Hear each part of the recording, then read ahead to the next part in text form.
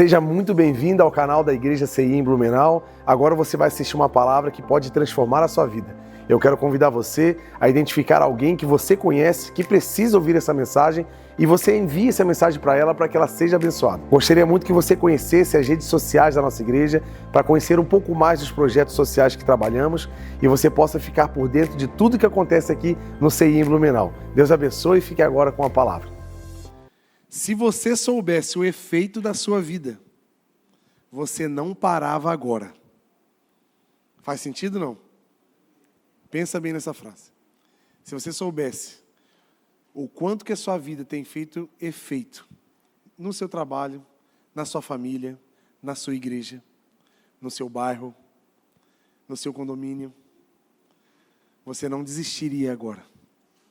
Porque tem, talvez, pessoas aqui que estão naquela linha da desistência. Sabe, naquela linha do limite físico, emocional, mental. E existe aqui hoje um clamor do Espírito Santo para nos animar a continuar caminhando, porque tudo isso não vai valer a pena, está valendo a pena. Você acredita nisso? Então vamos ler Eclesiastes 7:8.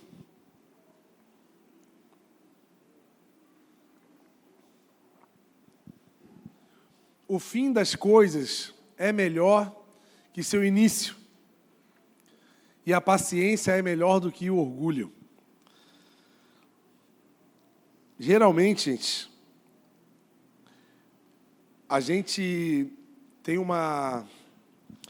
sofre um grande risco de não viver algumas coisas extraordinárias na vida, porque a gente não consegue suportar o processo, não consegue suportar a caminhada, a jornada proposta para chegar em alguns lugares da vida. Por exemplo, uma pessoa que se inscreve numa faculdade, ela vai ter um tempo mínimo para formação. E muita gente acaba desistindo no início, no meio, quase no final. Eu tenho amigos que terminaram a faculdade e não entregaram o TCC porque chegaram num nível assim, de cansaço, assim, muito estresse e acabou se envolvendo com outras coisas na vida, perdeu a faculdade inteirinha porque não entregou o TCC, a última coisa. E às vezes, quem sabe você, como eu, escutei por muito tempo uma frase assim, quem tem promessa não morre, e não sei o quê. Não cai nessa. Se você não se posicionar, tu vai morrer e tu não vai ver as promessas se cumprir. Pergunte para a geração de mais ou menos 3 milhões de pessoas que saíram do Egito e por incredulidade não acreditar que Deus estava com eles no meio do caminho carregando uma promessa. Eles carregavam uma promessa, tinham um profeta que sabia da promessa, estava guiando eles, só que toda aquela geração, apenas 2 pessoas sobreviveram, Josué e Caleb. A geração inteirinha, porque tiveram uma promessa, mas morreram porque não souberam suportar a caminhada, a jornada. E acontece isso com muita gente, né, gente? A gente começa um projeto animado, né? Meu Deus, segunda-feira é o dia de começar coisas novas, né? Começar um exercício, começar uma caminhada, começar uma dieta, começar a estudar, começar a ler a Bíblia, começar a orar, começar um monte de coisa, né? Começar a ser mais legal, para de ser chato. Né? Se você riu, porque tu conhece alguém assim. Então a gente sempre está prometendo algo para nós mesmos. Não, eu vou começar a fazer algo, eu vou fazer isso. E a gente até começa. Só que todo projeto ele vai demandar trabalho, vai demandar o esforço. Não existe sucesso sem sacrifício. E não existe sacrifício sem perdas, sem esforço, E a gente fica numa roda infinita de começar a parar, começar algo novo, parar, e nunca termina nada. Por quê? Eu acabei de ler, o fim das coisas é muito melhor do que o início. Então espera chegar no fim, tenha paciência. Porque o início realmente vai te trazer problemas, né? Tem muita gente que para porque está dando muito trabalho, eu não aguento mais. Ou então você já ouviu alguém falando assim, eu não estou suportando as dificuldades. está muito difícil. Ou então, algumas pessoas, você já ouviu falar assim, no meio do processo eu fui decepcionado, prejudicado por alguém, e eu não consigo mais continuar esse projeto, eu não consigo mais ser quem eu sou, porque alguém me decepcionou no meio da minha caminhada, e essa decepção me paralisou, e eu estou aqui paralisado, eu não consigo mais, caminhar, continuar, fazer o que eu fui chamado a fazer. E realmente tem muita gente até parada na vida por problemas que nem foram causados pela própria pessoa, foi por problemas externos. Pessoas que carregam doenças emocionais hoje na vida adulta que foram causados lá na infância. Abandono, um abuso, algum problema sério que aconteceu, que causou em nós, agora como adultos emocionalmente fragilizados, e que somos às vezes paralisados por algum motivo, e isso não é culpa nossa também.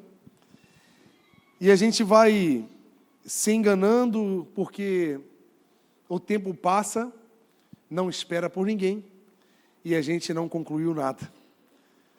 E o clamor de hoje é justamente para que a gente não pare de novo, mais uma coisa, sabe, não desistir de novo, porque nós temos os nossos dilemas, né? Você tem os seus, eu tenho os meus, e está tudo bem. Se eu sentar contigo e ouvir os teus dilemas, eu vou chorar contigo. Se você sentar comigo e eu te contar os meus problemas, tu vai chorar comigo. Agora, se a gente olhar para o Evangelho, o modo Jesus de viver, Jesus, ele, além dos dilemas que ele teve, de sair da sua glória, de um ambiente eterno, e vir participar de um momento humano dentro de um útero apertado e escuro, nascer, ter cólicas, uma criancinha de 3 meses, imagina, Jesus tendo cólica.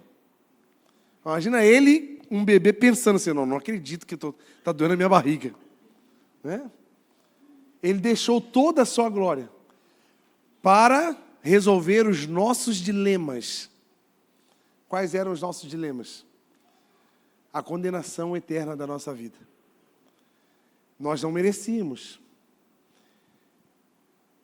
Foi nós mesmos que causamos esse dilema. Mas ele resolveu vir e tomar sobre si as nossas dores. Tomar sobre ele os nossos dilemas. Aí o modo de Jesus é o seguinte: além dos seus problemas, eu e você que estamos caminhando com Cristo, olhando para o Evangelho, além de eu e você ter que suportar os próprios dilemas, nós também precisamos ajudar os nossos amiguinhos a suportar o deles. Poxa, já está difícil viver os meus problemas. Agora tu está falando para eu ajudar nos outros? Sim.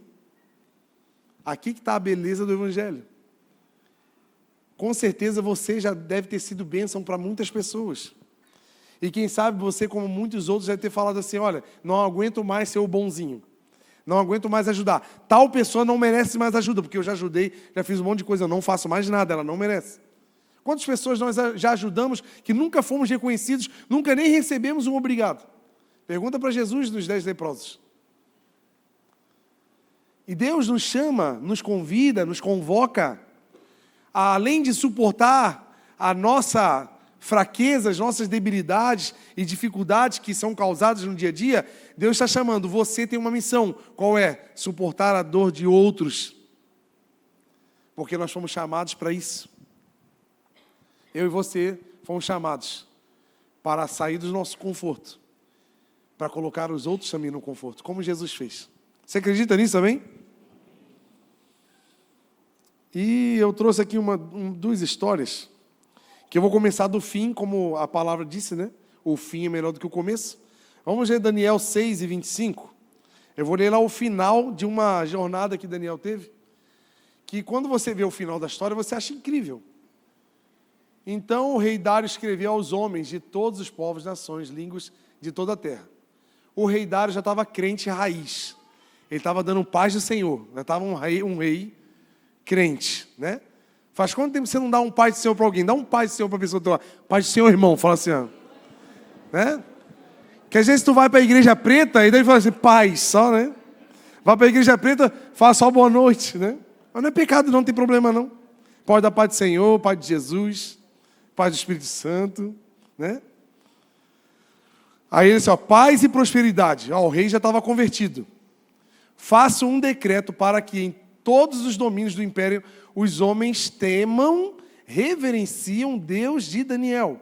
Pois ele é o Deus, olha que ele escreveu uma poesia aqui, gente, uma música, ó. Pois ele é o Deus vivo que permanece para sempre, o seu reino nunca será, o seu reino não será destruído, o seu domínio jamais acabará.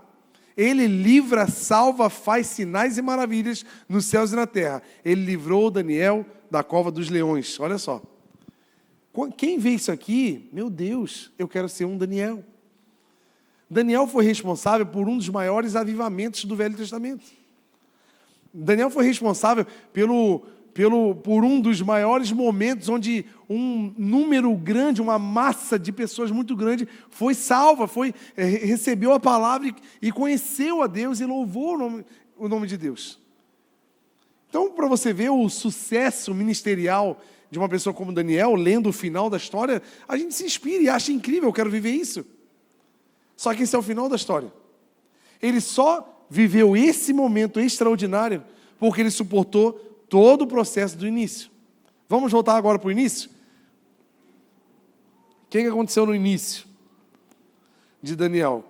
Por que Daniel caiu na Babilônia? Aí é que está. Lembra da palavra que eu preguei aqui sobre acaso ou propósito? Eu acho que eu não tinha... 90% das pessoas que estão aqui não estavam nesse culto. Então a palavra, acaso ou propósito? Será que é acaso ou é propósito do Senhor que você está aqui? Daniel viveu isso.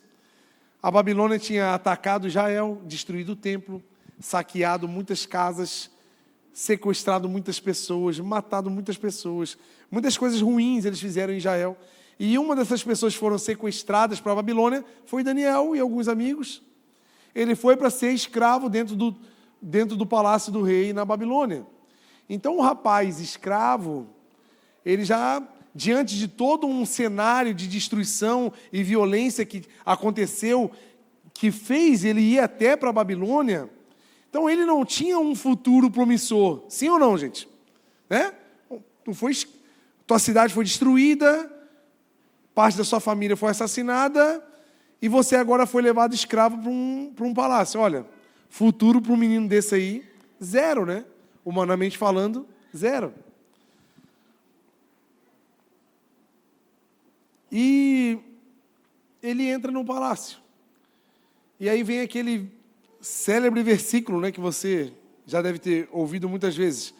Versículo 8 do capítulo 1, coloca lá. Que você que se foi adolescente, né, muitos congressos de adolescentes e jovens, eles pregam muito aqui, Daniel 1 e 8. Daniel, contudo, decidiu não se tornar impuro com a comida e o vinho do rei, e pediu ao chefe dos oficiais permissão para se abster deles. Interessante, o contexto de Daniel para ser tão decidido, né, gente?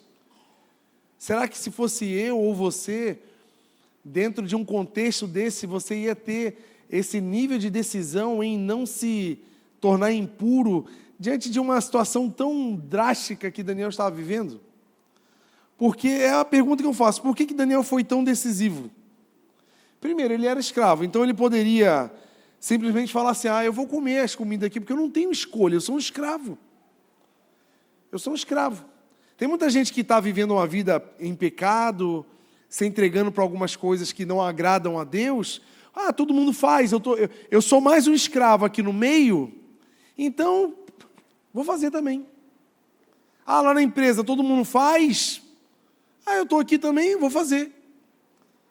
Todo mundo fala isso, é normal. Não, Daniel poderia ter dado essa desculpa, porque ele era um escravo. Escravo não tem escolha. Tem momentos da nossa vida que, se a gente parar para pensar, a gente não tem muita escolha. Mas temos. Daniel teve escolha, sim ou não? Qual foi a escolha dele? Não. Ele decidiu. Ele poderia, também por ser escravo, ele poderia ter falado assim, olha, eu estou longe da minha casa, não tem ninguém que me conhece aqui. Eu estou numa cidade que ninguém me conhece, então eu posso fazer essa coisa errada. Porque quem vai me ver não me conhece, então não pega nada. Tem muita gente que cai nessa. As pessoas podem não te conhecer.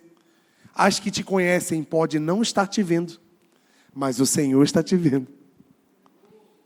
Fala para alguém que fala assim, tu está sendo filmado, hein? Fala, sorria, você está sendo filmado, né? Daniel tinha essa noção, porque ele decidiu não se tornar impuro, né? Talvez Daniel poderia também, como uma bela desculpa, e uma desculpa até relevante, falar assim, eu estou fragilizado emocionalmente. E como eu estou fragilizado emocionalmente, eu vou enfiar o meu pé na jaca, eu vou pegar esses manjares e vou entrar assim de cabeça, eu não estou nem aí, está dando tudo errado mesmo, já perdi todo mundo, estou fora da minha casa, quer saber? Eu vou fazer tudo errado mesmo. Você conhece alguém que já fez isso, não? Ah, estou tantos anos solteiro, eu já não aguento mais, Deus não me ouve, quer saber? Eu vou começar a errar com os errados até achar o certo. Quer saber? Deus não me ouve mais, então já que Deus não me ajuda financeiramente, então eu vou entrar nessa proposta errada aqui, eu vou fazer isso, eu vou fazer aquilo que não agrada a Deus, mas fazer o quê? Eu estou sofrendo, eu estou desesperado, emocionalmente fragilizado, então eu vou fazer o que deve ser feito. Quantas pessoas perdem lugares em Deus porque conseguem arrumar boas desculpas para pecar? Faz sentido, amém? Por que vocês já estão desanimados? Para mim, eu estou sendo bem sucedido, né? Vocês sabem, né? E meu papel aqui é desanimar você, em nome de Jesus. Por que ele se decidiu? Primeiro, Daniel era um jovem. Um jovem, existe, infelizmente, um índice um pouco alto até, de jovens que se desviam quando entram na faculdade ou quando se expõem ao mercado de trabalho.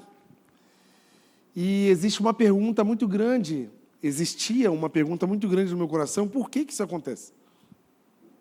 Por que um jovem que viveu a infância, a adolescência dentro da igreja, participando de tudo que tinha legal na igreja, ele pegou uma idade de se expor para o mundo e ele se perde?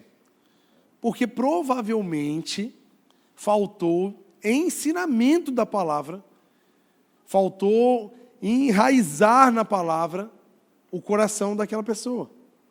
Então, para eu olhar para a vida de Daniel e ver um jovem enraizado na palavra, capaz de dizer não para uma comida impura, primeiro, ele tinha que saber o porquê que era impuro, né? Já começa aí. Por que ele olhou para aquela comida e identificou ela como impura? Como que ele olhou para aquilo e percebeu que aquilo poderia desagradar a Deus? Gente, alguém falou isso para ele. Alguém ensinou isso para ele. Esse princípio foi passado. Estão entendendo, gente? Amém? Estão comigo aí? Agora você está vendo a importância da gente ensinar bem as crianças, os adolescentes? Está vendo por que a nossa igreja tem investido tanto nesse assunto aqui na nossa sociedade? Tanto no Kids. Tem um trabalho lindo aí que está sendo feito. Fizeram acampa dentro aqui. Estão trabalhando bastante para ensinar as crianças. Tem um roteiro lá na porta das salas já para o que vai acontecer na sala de aula. Com preocupação de entregar um conteúdo bíblico, profundo, diante das nossas, lógico, né, debilidades e fragilidades. Nós também não somos o centro teológico do universo, né? Mas estamos tentando fazer o que podemos. Estamos, através do Instituto Viver, ensinar, né, através do esporte, para as crianças que vêm, os adolescentes, para eles é futebol, para eles é jiu-jitsu, para nós é missão. Nós estamos ali implantando a semente do Evangelho. Por quê? Quando eles estiverem expostos para tomarem decisões, as sementes que nós plantamos hoje vão brotar nessa época. Estão entendendo? Então, Daniel, provavelmente, ele era do Instituto Viver, lá de Jerusalém. Então, ele tinha uma semente. Sabe por quê, gente? A semente é poderosa. Quando nós, de fato, temos a palavra do Senhor no nosso coração, na hora de decidirmos, o Espírito Santo vai falar com a gente. Então, Daniel recebeu esse apoio, esse respaldo do que ele conhecia. Ele sabia que aquela comida era oferecida a outros deuses, que não agradava a Deus. Ei, essa comida eu não quero. Isso aqui não é para quem eu sou, eu não posso me contaminar. Segundo, ele foi obediente ao que ensinaram, que aqui está outro princípio. Quando é entregue a palavra, espera-se que a pessoa desenvolva e aplique a palavra na vida dela. Concorda comigo, amém? Porque o que adianta nós aprendermos tanto, lermos tanto, irmos em seminários, congressos, isso e aquilo, palestras, e não aplicar nada na nossa vida? Como que se aplica uma palavra? Como? Obedecendo. E às vezes nós estamos aqui com a cabeça desse tamanho, cheia de conhecimento da palavra, cheia de culto, cheia de encontro, mas na hora de executar, materializar a palavra que a gente recebe, a gente não obedece. E Daniel aqui, na oportunidade que ele teve para materializar tudo que ele aprendeu, ele materializou como? Obedecendo, dizendo não. Então eu e você às vezes estamos patinando aí em alguns assuntos da vida, porque a gente diz sim para tudo que vem na frente. E a gente não está sabendo dizer não. Não está sabendo decidir algumas coisas da vida a partir do que a palavra diz. A partir, quem sabe, tem alguns dilemas que você vive, e eu também vivo, de coisas que os nossos pais nos ensinaram no passado e que a gente esquece. E a gente decide da nossa cabeça. A gente faz o que a gente acha. Eu acho que isso aqui. Aí faz. Mas não aprende a seguir o que foi ensinado. Então, se eu e você não aplicarmos de fato na nossa vida os ensinamentos que recebemos, gente, não vai ter efeito nenhum. Às vezes a gente aprende uma coisa que num domingo, na terça-feira, a gente já está escorregando na mesma palavra. Deus fala algo para a gente hoje, e a gente recebe, vai para casa, meu Deus, que palavra. Mas aí amanhã vai ter uma oportunidade de você dizer não, e você vai dizer sim. Aí não é culpa da semente, é culpa de quem não conseguiu materializar. Então Daniel materializou com obediência a palavra que ele recebeu. Amém? Estão entendendo, amém? Outra coisa, ele teve fé o bastante para obedecer. Que aqui está um estágio mais profundo da obediência. Porque a fé, gente, ela é igual ao amor. O amor, ele é prática, ele é mostrado, ele é materializado em atitudes. E a fé, ela é materializada em obediência. Tiago fala assim, uau, como você é espiritual, como você é religioso, você fala que tem muita fé, você é fera, meu, que incrível. Agora mostra aí as suas obras. Aí a pessoa, porque eu vou mostrar as minhas obras que eu faço pela fé que eu tenho. Porque fé sem obras é morta. Então, se você diz que de fato tem fé, procure ver o que você está realmente fazendo através da fé que você acredita que tem. Porque a fé verdadeira é a força que impulsiona e move eu e você a executar e a obedecer o quê? A palavra. Então tem momentos da tua vida e da minha vida que nós vamos precisar de muita fé para decidir algumas coisas. Em obediência. Senão nós não teremos capacidade de dizer sim para o Senhor, porque nós não teremos fé o bastante para obedecer. Faz sentido o que eu estou falando, sim ou não? Porque muitos de nós, com medo de perder, com medo de ser prejudicado, com medo de não dar certo do jeito que eu queria, eu não obedeço. O que Jesus falou? Aquele que buscar ganhar a sua vida, vai perder. E aquele que buscar perder a sua vida, vai ganhar. Então não é sobre lucros, sobre negociações incríveis. É sobre obediência. E às vezes eu e você estamos vivendo uma vida distante dos caminhos do Senhor e até dentro de uma igreja. Mas porque nós não temos fé o bastante para dizer sim para o que Ele tem para a tua vida. Em nome de Jesus, hoje é o teu dia de dizer sim para tudo que o Senhor tem para você. Deu de ficar enrolando, deu de ficar na borda. Deus não quer que você seja um espectador do reino de Deus. Deus quer que você seja um protagonista de uma grande história aonde o Evangelho veio na sua vida e através da sua vida atingiu a muitos. Eu e você estamos aqui na terra para escrever uma história e não para ler uma história. Estão entendendo? Então ele teve fé o bastante. Fé o bastante para estar disposto a morrer. Porque imagina um escravo falou assim, não, eu não quero comer. Isso aqui vai me tornar impuro. Naquela época, que é impuro? Uma faca aqui na tua mão, aqui, ó. Tá maluco? Um escravo falar que não quer comer? Como assim? Olha o risco que Daniel passou em negar uma comida que estavam oferecendo. Ele passou um risco de morte. No mínimo um tapa na nuca. No mínimo um pedala Robinho. No mínimo. Só que a gente tem medo de se expor por obediência, então a gente prefere se amoldar. Não se amoldem, né? Mas a gente se amolda ao mundo, se conformando com medo das perdas. Sabe o que a gente tem que ter medo de perder? A presença de Deus na vida da gente. Isso eu tenho medo de perder. Então os anos se passaram, aí tudo esse BO passou, né? Ele ficou uns 2 anos quase comendo alface, tomando água, e o pessoal lá comendo as comidarias deles lá. Aí, quando a gente acha que todo o perrengue já passou e está tudo bem, acontece outro, né? Que a vida do crente é essa. Aí, o que aconteceu? Ele já estava bem posicionado, passou esse período, ele estava bem colocado lá no império, e simplesmente, por causa de algumas pessoas invejosas, eles armaram um esquema para prender e matar Daniel, e conseguiram criar um decreto para que ninguém pudesse adorar outro Deus, senão o rei.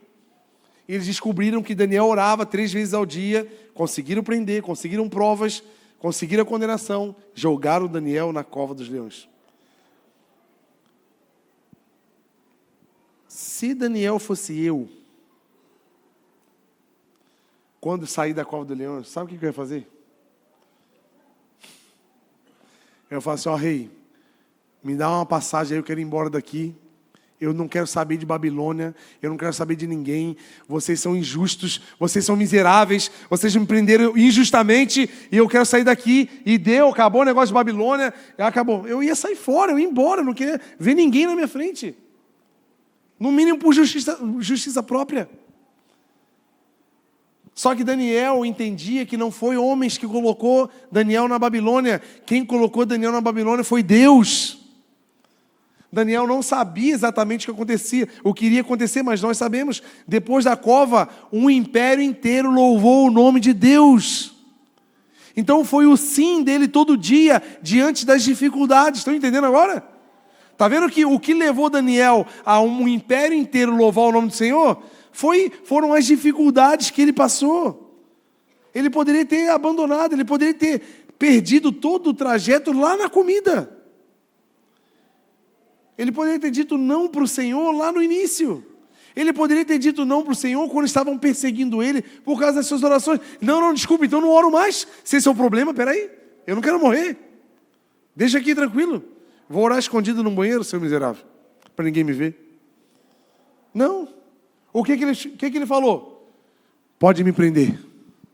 Que do lugar onde Deus me botou, eu não tiro o meu pé. E nós, com as nossas dificuldades de nos mantermos no lugar que o Senhor...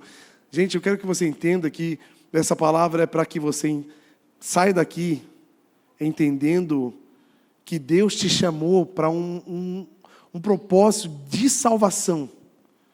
E esse propósito precisa chegar até o fim. E para a gente não parar, não desistir no meio desse caminho. Porque tem um fim para chegar, não acabou ainda. E muita gente está desistindo, muita gente está assim cansada. Por causa de quê? Decepções, traições. Olha aqui, ó. Imagina Daniel, né? Decepcionado, foi injustiçado. Quantas pessoas não vão injustiçar eu e você? A igreja é uma família, gente. Família tem gente legal, gente chata, gente que ocupa muito espaço, gente que não aparece, gente que está todo dia, gente que nunca vem. E família é assim. Aí você vai ficar se irritando com os erros dos outros, ou você vai ter graça e misericórdia e amar e celebrar os adjetivos dos seus irmãos. Ou você vai ficar celebrando os defeitos.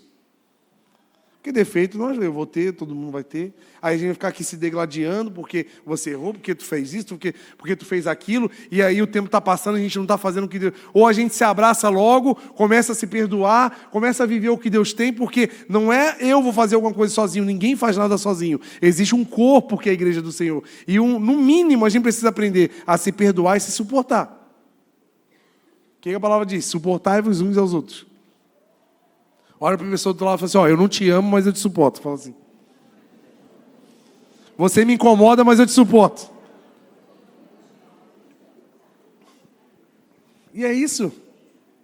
A gente, como igreja, precisa entender e celebrar a beleza que há na vida. Poxa, a pessoa entrou aqui de um jeito, já está melhorando, já está mais confiante no Senhor, vivendo coisas novas. Poxa, que legal, que bênção. Apesar dela ter algumas dificuldades, de você conhecer as debilidades dessa pessoa, mas ela está melhorando, porque ela está caminhando no Senhor. E quem sabe você é essa pessoa que está ajudando ele a melhorar. E você e eu não podemos desistir. Porque como eu cantei semana passada, eu preciso de você, você precisa de mim. Nós precisamos de Cristo até o fim. Não tem para onde ir. Estão entendendo, gente? Amém? Então ele vai para a cova, decepcionado. Talvez você vá falar assim, Sabe aquelas pessoas assim que acabam saindo de alguns ambientes da vida, né? Dá algum probleminha assim na empresa, algum desentendimento. Vou sair daqui porque o clima não está favorável, as pessoas não me tratam do jeito que eu queria. Eu vou embora. Ou então, até na igreja isso pode acontecer. Parece que as coisas não fluem, parece que eu não estou sentindo as coisas, parece que eu estou deslocado. Aí a pessoa começa a acreditar em um monte de mentiras que não existem, mas aquelas mentiras vão ecoando na mente, e aí você, de fato, vai se deslocando naturalmente, porque já se sente deslocado, aí começa a não participar das coisas, aí começa esfriando, porque a ovelha precisa estar movimentando, fazendo, correndo, ajudando, se envolvendo, a gente vai se envolvendo cada vez menos, a vida vai esfriando, a agenda vai se ocupando com outros programas. Aí o que a gente se decide? Aqui não é mais lugar para mim, aqui, eu acho que aqui não é. Será mesmo que é para a gente decidir? Será mesmo que isso é o que Deus quer? Ou será que não era para eu estar muito mais envolvido e suando a camisa e se sacrificando de fato? Porque Deus não ia ter tempo para ficar pensando nessas coisas. Daniel em nenhum momento pensou em calcular as perdas que ele estava tendo em nome do que Deus tinha chamado ele a fazer. Deus chamou você para algo poderoso e você está se preocupando com calculando as perdas e esquecendo que o prêmio está nos céus. Esquecendo que o grande prêmio, a nossa pátria, não é aqui. E se a gente botar na mesa mesmo um cálculo do que a gente está perdendo, é muita coisa. Se eu botar em papelzinho assim, todos os meus dilemas em relação ao meu chamado, ele vai tampar a mesa assim que não vai faltar espaço. Mas eu estou preocupado no que eu estou perdendo, ou eu estou preocupado no propósito no qual o Senhor me colocou? É aí que está. Então comece a olhar com outro ângulo o que talvez o seu coração está julgando e criando verdades que não existem. Estão entendendo, gente? Amém? E Daniel fez isso, ele se manteve no lugar. Nada me tira desse lugar em Deus. Se Daniel tivesse desistido, gente, a nação inteira não ia conhecer Deus. Você entende? Você entende o efeito da vida de Daniel? Estão entendendo, gente? Está fazendo sentido agora? Todo o sofrimento que Daniel passou, para lá no versículo do capítulo 6 que eu li, que todo o império foi decretado, que todos louvariam o nome do Deus de Daniel. Se Daniel tivesse desistido, muita gente não ia conhecer Deus. Se você desistir, muita gente não vai conhecer Deus. Se eu desistir, muita gente não vai conhecer Deus. Apesar das injustiças que vamos passar no meio desse caminho. Apesar das perdas que vamos ter e prejuízos no meio desse caminho. O nosso prêmio não está aqui. O nosso prêmio está nas mãos de Deus quando encontrarmos eles no céu. Vocês conseguem compreender isso, amém, gente? Também tem um missionário mais atual, né?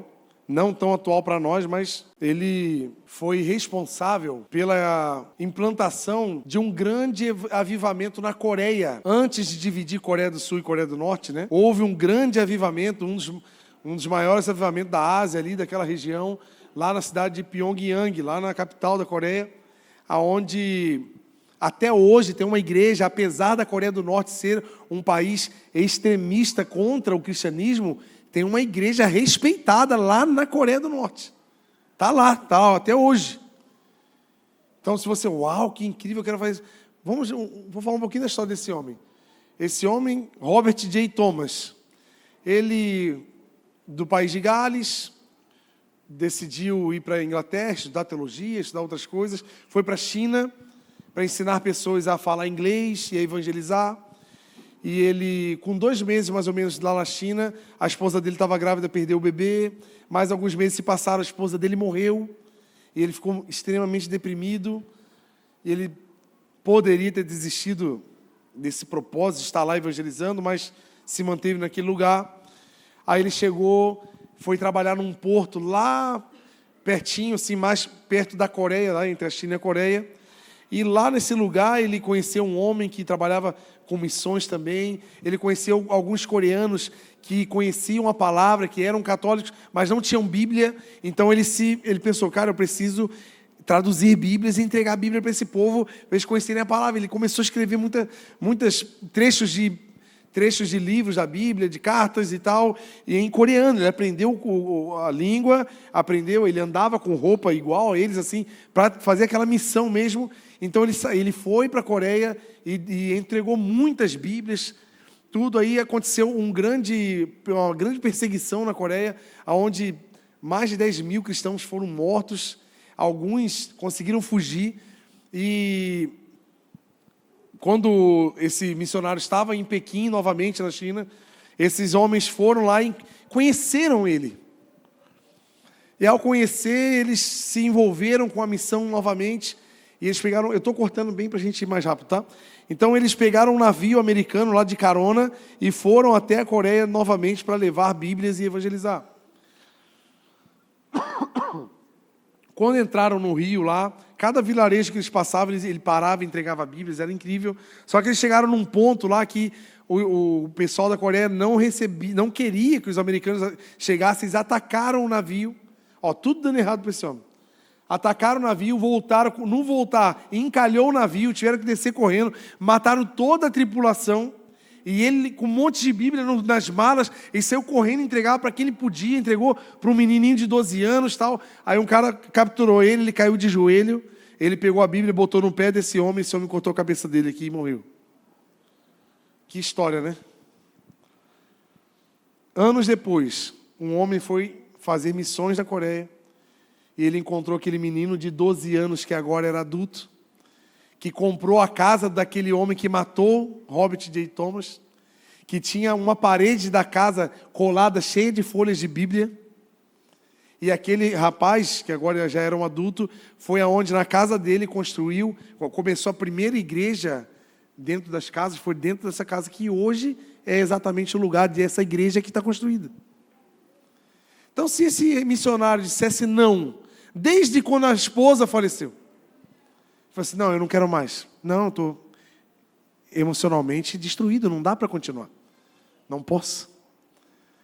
Se ele desistisse quando houve a perseguição, nesse momento da guerra ali contra o navio, ele jogava Bíblias para que as pessoas pudessem pegar em algum momento. Ele jogava, ele fazia o máximo. Ali, anos depois, mais de 100 igrejas abriram naquela região de uma pessoa que disse sim para o Evangelho. Quantas milhões de pessoas ouviram a palavra de Deus por um doido que não dizia não, que não sabia dizer não para as coisas de Deus. Aí eu digo para você, de fato o seu motivo é bom para você parar? Olhando para a vida de Daniel, olhando para a vida de Robert. Se você colocar na mesa os seus motivos, que não são pequenos, não estou atenuando e nem diminuindo os seus motivos, mas será que nós de fato temos motivos para, não, eu não quero mais, eu estou querendo parar, estou querendo vazar, estou querendo sair fora, esse aqui não é para mim? Será que nós temos motivos para ficar nessa borda, nessa arquibancada, assistindo as coisas e não estar envolvido no que Deus me chamou para estar? Eu lembro de uma história, né?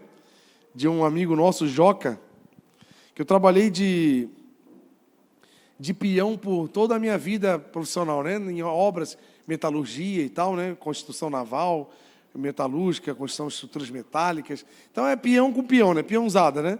E tinha um amigo nosso lá da manutenção, Joca, que ele era desviado. E eu e o Anderson, né? O Anderson é um amigão meu que me ensinou muitas coisas, me ajudou muito assim na minha caminhada. A gente ficava falando de Deus para ele. E de peão para peão a gente falava assim, ô Joca, deixa de ser sem vergonha, cara, volta para Jesus. A gente falava bem assim, né? Peão, né? Falando para peão, a gente fala assim, ô cara, tu não tem vergonha nessa sua cara não, cara. Tu sabe quem é Jesus, tu conheceu a palavra, tu está vivendo essa vida, cara. Essa vida bandida que tu está vivendo, a gente falava assim, mas todo dia, era aguentar a gente. E ele apertando os parafusos, ele trabalhava na manutenção, ele fingia que nem olhava para nós assim, cara. E a lágrimazinha descia, assim, ele ouvindo. E eu trabalhei 4 anos lá, 4 anos eu fiquei falando para aquele homem. Passou-se o tempo, eu fui embora da cidade, fui para Itajaí, fui para a missão lá em Canoinhas. Aí eu recebo uma ligação. Ô, João, como é que você está? Tudo bem? Aí ele, tudo bem. Então, queria te convidar para você pregar aqui num congresso. Mas quem está falando? É o Joca, tu não lembra? Eu falei, não, de onde? Lá da empresa, lá que tu trabalhando. Eu falei, mas tu é crente, cara? Ele, sim, mano. Agora eu quero que... É o meu primeiro congresso, eu quero muito que tu pregue aqui. Porque foi você que insistiu de levar Jesus para a minha vida de novo. Agora, olha, de uma pessoa que eu tive a oportunidade de falar, quantas que ele já estava ali cuidando, quantos adolescentes, quantas pessoas que ele estava ali servindo e ajudando. Olha a semente, como ela brota e multiplica. Agora teve o acampamento dos adolescentes aqui, onde eu trouxe um amigo meu lá de Caruins para fazer as atividades aqui. E ele veio, a esposa, o filho, né, que na época que eu morava lá, ele era pequenininho. Agora ele é adulto, tem uma namorada. Aí a namorada estava aqui, veio ajudar, muito aplicada ali, ajudando, escrevendo as coisas e tal. E a gente conversando, ela falou assim para mim, ô João, tu não lembra de mim, mas eu lembro de você. Você pregou lá no meu colégio quando eu era adolescente. E foi muito forte para mim saber que quase 10 anos se passaram e hoje ela veio aqui nos ajudar na obra aqui. Um adolescente que foi tocado lá. Como é que foi lá? Quando a gente foi para a missão, em Canoinhas, a gente morava num prédio do lado da igreja que olhava de costa para as costas da casa, né? Olhava para esse colégio, um colégio muito grande, 1000 adolescentes, assim, mil alunos, e eu olhava e me dava um incômodo muito grande, e eu ficava assim, Deus, quando é que o Senhor vai me levar para levar Jesus ali dentro? Porque eles não vão vir aqui na igreja, eles não conhecem, quem quer vir numa igreja assim que não conhece? É difícil. Agora, se eu for lá, é o Senhor indo lá, então lá eu vou conseguir ter o ouvido deles, o olhar deles, eu vou poder falar dessas coisas para eles. E 4 meses assim se passaram, eu orava quase todo dia sobre isso, Deus me bota lá dentro, Deus me leva lá dentro para falar do amor de Jesus, eu quero falar do Senhor para aquela escola, para aqueles alunos, e eu ia orando e falando muito sobre isso, até que eu fui, e o primeiro dia que eu levei assim, a palavra naquele lugar, no primeiro dia, 380 adolescentes aceitaram Jesus naquele dia. E tu vê que hoje, 8 anos depois, quase 9, uma menina que estava lá, estava aqui hoje servindo. Eu quero que você não saia desse lugar de desistência em nome de Jesus, porque a tua vida faz sentido sim. Se você soubesse o efeito que a sua vida tem sido para a humanidade, você não parava agora mais e nunca mais pensava em parar, porque Deus está com você, você carrega coisas poderosas do Senhor e não vale a pena parar agora. Esses pensamentos, esses sentimentos que têm rodeado o seu coração, em nome de Jesus, que você tire. Hoje é o dia de tirar, porque o Senhor tem usado você e vai usar ainda mais poderosamente. Agora, eu e você, cabe a mim e você continuar dizendo sim para o que Deus tem para nós. Você acredita nisso? Vamos lá para o teclado. Vamos lá, Elaine, vamos comigo aqui para ir para o final. Hoje é o dia de reafirmar o nosso sim para Jesus. Quando eu estava aqui montando essa palavra, estudando, foi muito difícil, assim, fiquei doente ontem, ai meu Deus. E tomando um monte de remédio, eu tenho uma caixa apocalíptica, assim, de todos os remédios do mundo. Para qualquer coisa, assim. Qualquer coisa que tu imagina, eu tenho um remédio. Sou um homem preparado. E eu já tinha tomado todos eles e nada resolvia. Ai, Jesus, até para unha encravada eu tomei remédio. Aí eu estava ontem à noite que eu não consegui nem falar. E eu deixei aquele em casa, saí daqui da igreja, deixei aquele em casa umas 10 horas, 10h15. E fui para o hospital. Falei, olha, eu tenho que ir lá, porque eles vão me dar alguma coisa, é assim, né? Para eu ficar bom até amanhã, porque eu em casa não está dando conta, mas alguma coisa vão me dar na veia, ou vão botar meu dedo na tomada, alguma coisa vão fazer lá para eu ficar bom. Eu preciso ficar bom. Porque eu não posso deixar de falar do nome de Jesus amanhã. Eu fiquei com muita... essa coisa assim, Deus, eu não quero parar. Eu não posso, eu não aceito parar. Não é um discurso de ativismo, não é um discurso de sensacionalismo, e muito menos de extremismo, assim, sabe? Não estou querendo romantizar o sofrimento. Mas eu não consigo dizer não porque Deus me chamou, gente. E não vale a pena dizer não. Apesar das perdas. Apesar das dificuldades que eu e você vamos encontrar. Eu não estou aqui para massagear você e falar que vai dar tudo certo. Não, vai dar muita coisa errada. Mas apesar de dar tudo errado, eu e você não somos daqueles que retrocedem, mas estamos indo em avante ao que o Senhor tem para mim e para você, porque tem muita gente para conhecer o Deus que eu e você servimos. Não vale a pena parar. Se você chegou até aqui, por quê? Por que deixar esse sentimento corroer o teu coração? Por que deixar dúvidas preencher a sua mente e ficar vagando? E você ficar em pensamentos.